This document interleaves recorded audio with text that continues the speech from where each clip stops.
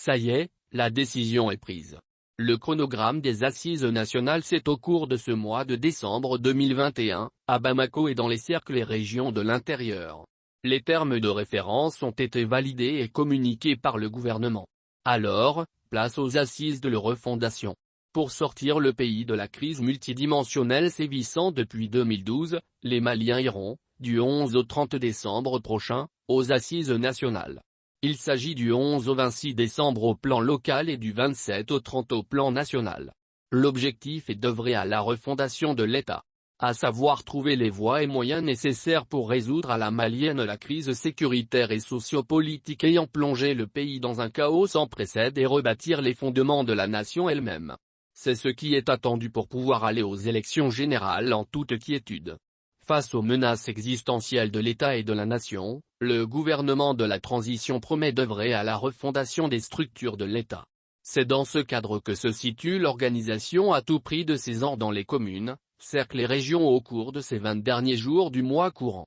Une opportunité pour les uns et les autres de se concerter autour de la vision prônant le changement et les réformes globales.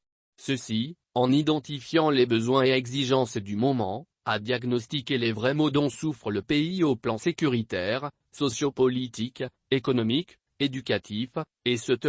Ce qui est censé d'aider à pouvoir faire face aux défis majeurs à relever afin de restaurer les principes républicains et démocratiques puis corriger les faiblesses et failles qui ont gangrené le système de gouvernance. Ces assises qui se tiendront du 11 au 30 décembre prochain se dérouleront sous l'égide du président de la transition, le colonel Assimi Goïta. Elles ont pour objectif principal de faire l'état de la nation et engager un véritable processus de refondation du Mali.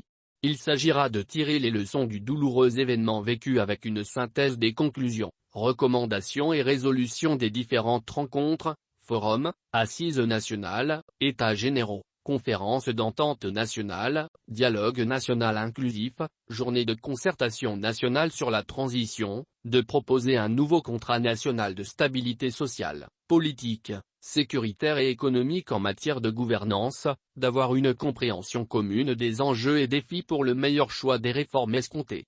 Ainsi, les présentes assises nationales plancheront sur 13 thématiques majeures axées sur, entre autres, les volets défense et sécurité, souveraineté nationale, lutte contre le terrorisme, questions géostratégiques et géopolitiques, justice et droits de l'homme, politique de bonne gouvernance, transition numérique, médias, politique étrangère et coopération internationale, intégration africaine, dialogue social, réforme sociale, fonction publique, éducation, emploi, planification développement économique et industriel, développement rural, santé et affaires sociales, questions humanitaires, élections, décentralisation, questions foncières, paix, réconciliation nationale et cohésion sociale et relecture intelligente de l'accord d'Alger et DDR, démobilisation désarmement réinsertion, point. Concernant la participation, ces assises nationales sont l'affaire de toutes les couches sociales, toutes les forces vives de la nation et de la diaspora. Sur le programme officiel, il y a plus de 150 participants attendus au niveau des 19 régions que compte désormais le Mali, 300 au district de Bamako et 1000 pour la phase finale.